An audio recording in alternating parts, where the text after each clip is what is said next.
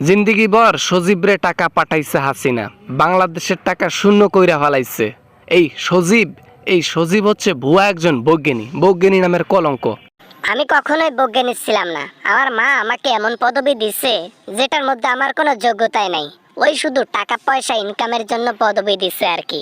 তোমার মা তো বাংলাদেশ থেকে টাকা পয়সা এখানে জনগণের পকেট ফাঁকা কইরা তোমারে পেমেন্ট দিত।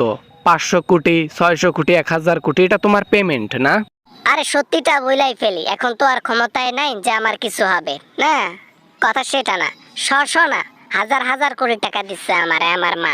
এই জন্য তো আমাদের বাংলাদেশ অর্থনৈতিক দিক থেকে অনেক ডুবে গিয়েছিল, এখন একটু উঠেছে। এই জন্য তোমার মা বাংলাদেশের টাকা ফাঁকা কইরা সব দিছিল।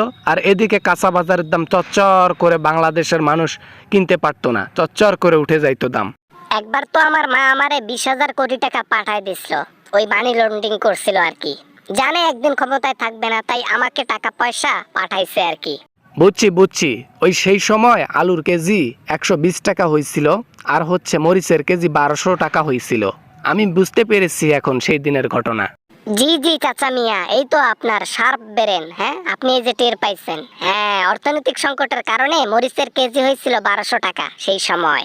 এত টাকা পয়সা কি করবা? কবরে নিয়ে যাইতে পারবা না, কিচ্ছু করতে পারবা না, খেয়েও তো শেষ করতে পারবা না। তাহলে এই টাকাগুলো তোমরা করবা কি? জনগণকে মারার কোনো দরকার আছে? হ্যাঁ, কথা ঠিক আছে, আমরা টাকা পয়সা কবরে নিয়ে যাইতে পারবো না, তবে এটা একটা নেশা, টাকার নেশা। এই নেশা যাকে একবার ধরে সে নেশা আর কখনোই ছাড়ে না। হইলে হয় যদি কবরের মধ্যে নিয়ে যাইতে পারতা, সেটা না হয় হয়তো যে না কবরের মধ্যে নিয়ে গেলে লাভ আছে, সেটাও তো করতে পারবা না। ওই 3 হাত জমিন আর 1 টুকরো কাপড় নিয়ে যাওয়া ছাড়া উপায় নাই। আচ্ছা, বাংলাদেশে তো যাব। বাংলাদেশে আমার মা আবার যাবে, সেটা সময় সুযোগে। তোমরা দেখো, আবার ক্ষমতা আমরা নেব ইনশাআল্লাহ। গরিব মানুষ আর সাধারণ জনগণ তোমার মাকে কখনোই সরকার হতে দেখতে চাচ্ছে না। উনি বাংলাদেশে আসলে শান্তি চলে যায়, তাই দরকার নেই ওনার আসার। না, আমার মা কত উন্নয়ন করলো, মেট্রো রেল করলো, পদ্মা সেতু করলো, যমুনা সেতু করলো, আরো কত সেতু করছে, কত রাস্তার কাজ করছে। সব ভুলে গেছো তোমরা পাবলিক? উন্নতির নামে চুরি করছো। উন্নতি খেয়ে তো আর বেঁচে থাকা যাবে না। উন্নতি যত করবা তত অভাব বাড়বে। আমাদের দেশে তো উন্নয়ন খাবে না, মানুষ শাকসবজি খাবে। বাংলাদেশে একটা জিনিস বুঝি না, সব সময় শাকসবজি, তরি তরকারি, এগুলা ছাড়া অন্য কিছু নাই। অন্য কিছু চাও না? হ্যাঁ, রাস্তাঘাট তো উন্নয়ন করতেছে, রাস্তাঘাট উন্নয়ন করছে না। আরে বেটা, ভাঙা রাস্তাও চলা যাবে, কিন্তু 2 বেলা ভাত না খেয়ে থাকা যাবে? হ্যাঁ, 2 বেলা তরকারি না খেলে থাকা যাবে? যদি বেঁচে না থাকি উন্নয়ন দিয়ে কি বাল কামাবো?